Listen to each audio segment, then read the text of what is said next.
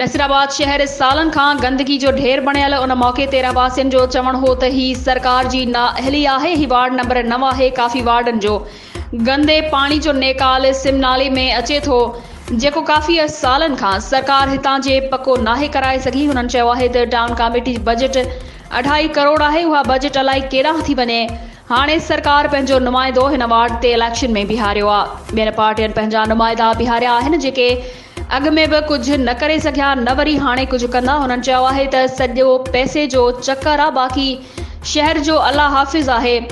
हुननि ज़िले इंतिज़ामिया ऐं चूंडियल नुमाइंदनि खां मुतालबो कयो आहे त गंदगी ख़तमु कराई वञे।